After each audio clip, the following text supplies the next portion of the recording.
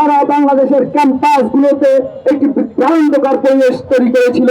বিগত 15-17 বছর আমরা সবাই যারা জাতীয়তাবাদের আদর্শের সৈনিক, হাতে হাত কাঁধে কাঁধ মিলিয়ে ফ্যাসিবাদের রক্তচক্ষু উপেক্ষা করে রাজপথে প্রকাশ্যে আমরা মশাল জ্বালিয়েছি, অগ্নি জ্বালিয়েছি।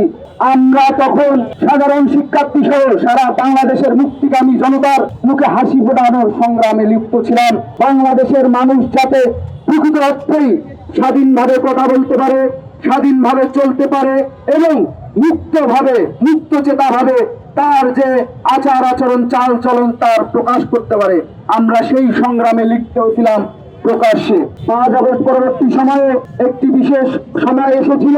আমরা বাংলাদেশ জাতীয়তাবাদী ছাত্রদল মনে করেছিলাম যেহেতু বিগত 15 বছরের ফ্যাসিবাদের সম্পূর্ণ অবসান ঘটেছিল বলে আমরা ধারণা করেছিলাম, কিন্তু 5 আগস্ট পরবর্তী সময়ে একের পর এক কিছু উচ্ছৃঙ্খল ছাত্র যাদের পরবর্তীতে পরিচয় জানা গেছে তারা একটি গুপ্ত সংগঠনের সাথে সম্পৃক্ত, তারা একের পর এক মব কালচারকে উস্কিয়ে সারা বাংলাদেশের ক্যাম্পাস গুলোতে একটি বিভ্রান্তকর পরিবেশ তৈরি করেছিল। কিন্তু 5 আগস্ট পরবর্তী সময়ে দীর্ঘ 15 বছর পর একটি জনগণের প্রত্যক্ষ ভোটের মাধ্যমে একটি গণতান্ত্রিক সরকার প্রতিষ্ঠিত হয়েছে। সেই সরকারটি প্রতিষ্ঠা করতে গিয়ে বাংলাদেশ জাতীয়তাবাদী ছাত্র দলের অসংখ্য নেতা কর্মী সমর্থক খুন হয়েছে, হামলা মামলার শিকার হয়েছে। আমরা 5 আগস্ট পরবর্তী সময়ে আমরা সর্বোচ্চ সহিষ্ণুতার সহিত বাংলাদেশের ক্যাম্পাস পরিস্থিতি আমরা লক্ষ্য করছিলাম এবং শিক্ষার্থীদের সেন্টিমেন্টকে ধারণ করে আমাদের রাজনৈতিক কর্মসূচি পরিকল্পনা গ্রহণ করে তা বাস্তবায়নের জন্য আমরা চেষ্টা করছিলাম। কিন্তু একের পর এক নাট তৈরি করে বিভিন্ন নেগেটিভ তৈরি করে বাংলাদেশ জাতীয়তাবাদী ছাত্র দলের উজ্জ্বল দৃষ্টান্তকে যারা কলুষিত করতে চায় তাদেরকে আমি হুঁশিয়ারি উচ্চারণ করে বলে দিতে চাই, বাংলাদেশ জাতীয়তাবাদী ছাত্র দলের কোন কর্মী যদি কোন দুষ্কৃতিকারীদের দাঁতের চিকিৎসা করার জন্য উৎসাহিত করে অর্থাৎ যদি দাঁত ভাঙা জবাব দেয়, তাহলে বাংলাদেশ জাতীয়তাবাদী ছাত্র দল ওই শোকজ কিংবা বহিষ্কারের মতো পদক্ষেপ নেবে কি নেবে না তা কিন্তু ভেবে দেখবে।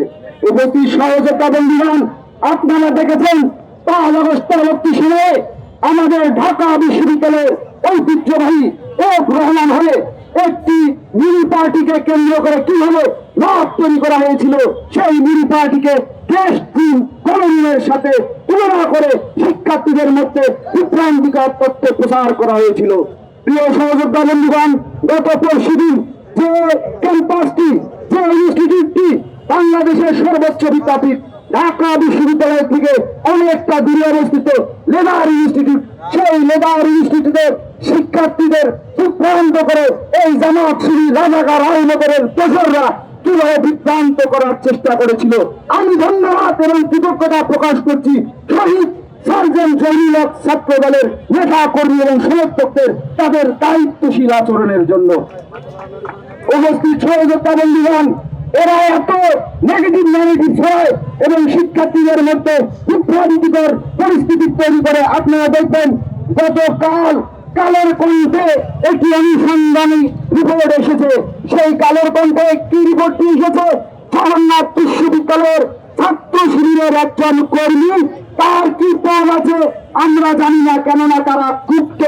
সেই গুপ্ত কর্মীটি 3টি নারী শিক্ষার্থীর জীবন ধ্বংস করার জন্য কি করেছে, কি হানি ট্রাভের মতো ঘটনার উত্তরণ করেছে তা আপনারা কালের কণ্ঠের সেই অনুসন্ধানী রিপোর্ট দেখলে আমরা বলবেন।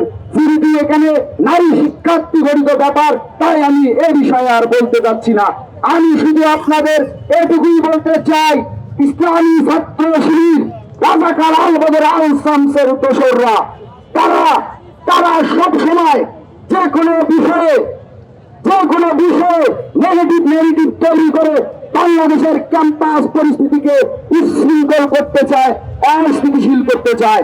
কিন্তু তাদের আমি বলতে চাই, এটা ডক্টর মোহাম্মদ ইউনূস ভাইয়ের গভর্নমেন্ট না, এটা বাংলাদেশে 31 দফা কর্মসূচি প্রণয়নকারী দেশ নায়ক জনাব তারেক রহমানের সরকার। এই দেশ নায়ক জনাব তারেক রহমান আমাদের সাংগঠনিক অভিভাবক। বাংলাদেশকে একটি আধুনিক সামনের ন্যায়ের বাংলাদেশ হিসাবে নির্মাণ করতে গিয়ে আমরা যদি কোনো বাধার সম্মুখীন হই, আমরা যদি কোনো ষড়যন্ত্রের দ্বার উন্মোচন হতে দেখি, তাহলে বাংলাদেশ জাতীয়তাবাদী ছাত্র দল মুখে আঙ্গুল দিয়ে বসে থাকবে না।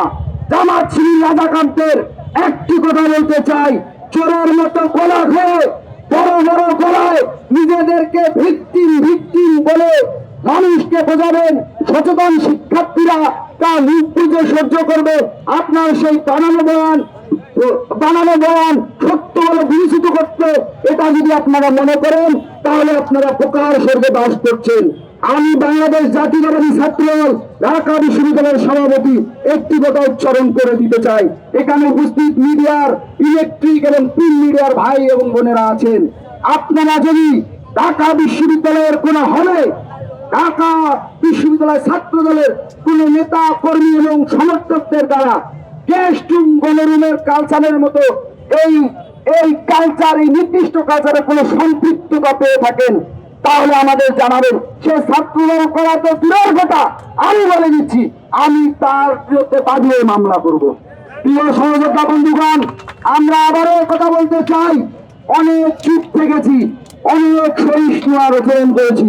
আমরা সব সময় চেয়েছি বাংলাদেশের ক্যাম্পাসগুলোতে বিভিন্ন মতের, বিভিন্ন দর্শনের, গণতন্ত্রপন্থী বিভিন্ন ছাত্র সংগঠন তাদের রাজনৈতিক আদর্শ চর্চা করে ক্যাম্পাসকে একটি আধুনিক এবং নয় এবং শিক্ষার্থী বান্ধব ক্যাম্পাস হিসাবে মানে অগ্রণী ভূমিকা পালন করবে। আমরা বাংলাদেশ জাতীয়তাবাদী ছাত্র দল আমাদের জায়গা থেকে তাদের সহযোগিতা করব। কিন্তু বাংলাদেশের ঢাকা বিশ্ববিদ্যালয় সহ বাংলাদেশের ক্যাম্পাসগুলোতে যদি আপনারা মত তৈরি করতে চান, ইউনিট সরকারের সেই আমলের মতো, যদি আপনারা গুপ্ত থেকে সেই ছাত্রলীগের মধ্যে যেমন গুপ্ত থেকেছিলেন, এই সময়ে গুপ্ত থেকে যদি আপনারা দুষ্কৃতিমূলক কাজ করতে চান, আমরা মুখ খুঁজে বসে থাকবো না। আমরা অবশ্যই সর্বভাবে যে ভাষায় বুঝলে আপনাদের এই মত কালচারকে আমরা রুখে দিতে পারবো, যে ভাষায় কথা বললে আপনাদের এই নেগেটিভ ন্যারেটিভ ভেঙে দিতে পারবো, আমরা বাংলাদেশ জাতীয়তাবাদী ছাত্র দল সেই ভাষায় কথা বলবো।